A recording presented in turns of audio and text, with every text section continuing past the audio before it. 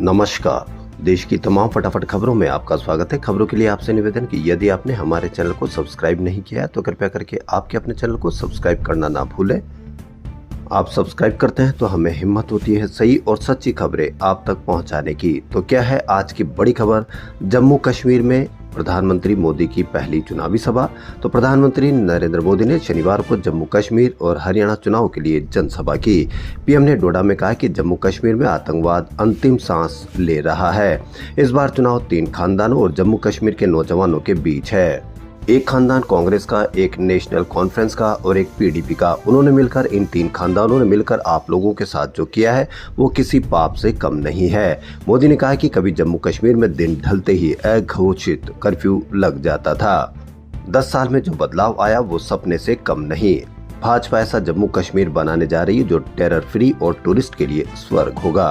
वहीं प्रधानमंत्री के बयान पर पलटवार करते हुए नेशनल कॉन्फ्रेंस नेता उमर अब्दुल्ला ने कहा कि भाजपा को इन परिवारों की मदद की जरूरत थी, तब हम बर्बादी के जिम्मेदार नहीं थे।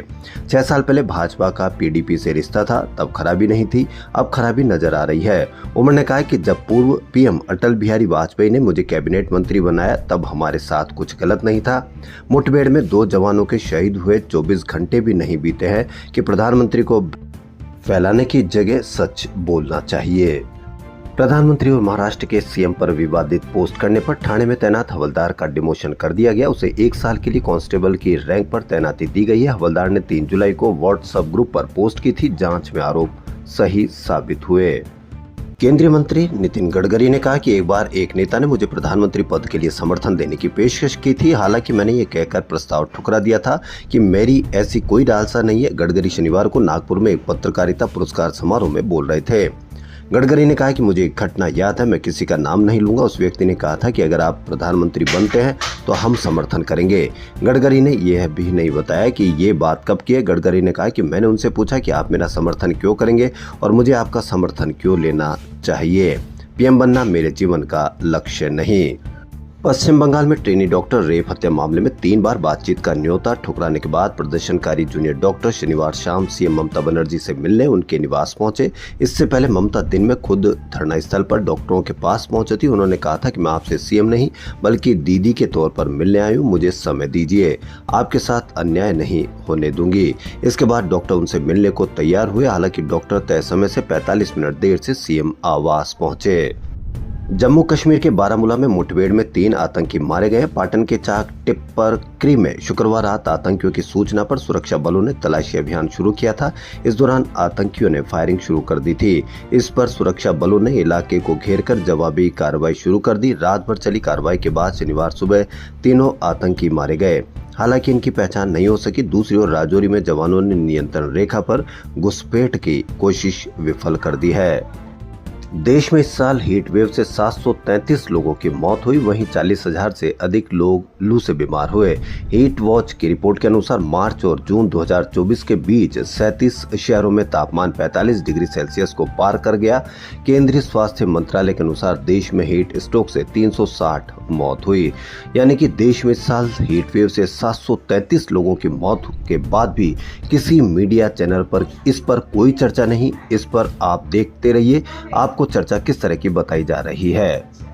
भारतवंशी सुनीता विलियम्स का कहना है कि उन्हें धरती पर न लौट पाने का अफसोस नहीं है। सुनीता का कहना है कि उन्हें अंतरिक्ष में रहना पसंद है। सुनीता ने अंतर्राष्ट्रीय स्पेस स्टेशन ISS में अपनी पहली कॉन्फ्रेंस में कहा कि वह खुद के पीछे छूट जाने से बिल्कुल भी निराश नहीं है।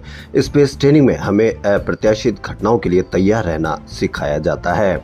किसानों को उपज का बेहतर दाम दिलाने के मकसद से केंद्र ने कच्चे और रिफाइंड खाद्य तेल के आयात शुल्क में 20% तक की वृद्धि की है। जयपुर में पाम ऑयल, सरसों, सोयाबीन और मूंगफली तेल समेत सभी खाद्य तेल 4 से 5 रुपए किलो तक महंगे हो गए हैं। क्या 20% तक की वृद्धि का महंगाई से कोई संबंध है? अगर महंगाई होती है तो क्यों न 20% तक की आयात वृद्धि को कम किया जाए ताकि आम जनता को इससे राहत मिल सके। ब्राजील के सुप्रीम कोर्ट ने 25 करोड़ रुपए जुर्माना भरने के बाद इलॉन मस्क की कंपनी स्टारलिंक और सोशल मीडिया प्लेटफॉर्म एक्स के बैंक खातों पर लगी रोक हटा दी है। इससे पहले देश में कंपनी का प्रतिनिधि नियुक्त न करने और फेक न्यूज के खिलाफ कार्रवाई न करने पर यह पाबंदी लगाई गई थी। फेक न्यूज के खिलाफ कार्रवाई न करने पर यह पाबंदी, यानी आप इसको अवश्य देखें कि फेक न्यूज के खिलाफ एक्स पर ये पाबंदी लगाई गई थी और 25 करोड़ रुपए का जुर्माना लगाया गया था। नई पेंशन स्कीम या यूनिफाइड पेंशन स्कीम को लेकर पूरी देश में कई जगह आक्रोश है। उत्तर पश्चिम रेलवे मजदूर संघ ने सरकार द्वारा लाई गई यूनिफाइड पेंशन स्कीम्स के विरोध में प्रदर्शन किया। वहीं वाइस प्रिंसिपल्स में भी आक्रोश है, नई पेंशन स्कीम्स के विरोध में प्रदर्शन किया। मशहूर सिंगर टेलर स्विफ्ट ने हाल में कमला हैरिस का समर्थन किया है। ऐसा कर उन्होंने लोगों का ध्यान खींचा है। हैरिस की टीम ने भी स्विफ्ट की लोकप्रियता को भुनाने में कोई कसर नहीं छोड़ी। हैरिस और उपराष्ट्रपति प्रत्याशी टिम वॉल्ट्ज के अधिकृत स्टोर ने फ्रेंडशिप ब्रेसलेट बेचना शुरू कर दिया है। $20 के ब्रेसलेट की बिक्री से मिले पैसे का चुनाव प्रचार में इस्तेमाल किया जाएगा।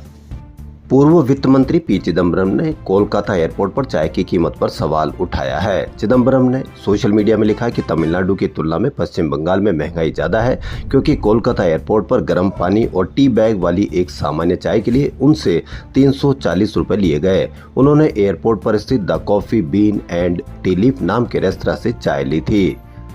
आईफोन और आईपैड के कुछ मॉडल पर नेटफ्लिक्स बंद होगा। ओटीटी प्लेटफॉर्म नेटफ्लिक्स ने कहा कि iOS 17 और iPad OS 17 के साथ आईफोन 8 सीरीज से आईफोन X, iPad 5 और पहली पीढ़ी के iPad Pro मॉडल पर नेटफ्लिक्स अपग्रेड नहीं हो पाएगा। यह निर्णय हाल ही में तीसरी पीढ़ी के एप्पल टीवी के लिए नेटफ्लिक्स बंद करने के बाद लिया गया है।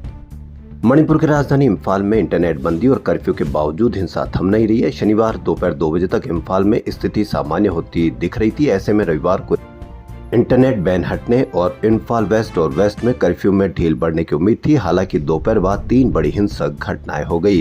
पहली घटना इम्फाल के सिंह जामाई थाना क्षेत्र में हुई। 11 सितंबर की झड़प में घायल होने के बाद रिम्स में भर्ती संजीता देवी के गर्भ में पल रहे बच्चे की मौत हो गई, जबकि एक और बच्चा पैदा हुआ। उसके पूरे देश में मीडिया में वायरल किया जा रहा है, जबकि संजीता देवी के गर्भ में पल रहे बच्चे की मौत हो गई। इसका जिम्मेदार कौन है? खबरों में फिलहाल इतना ही। यदि आपको हमारा चैनल पसंद आए तो लाइक, सब्सक्राइब और शेयर अवश्य करें। धन्यवाद।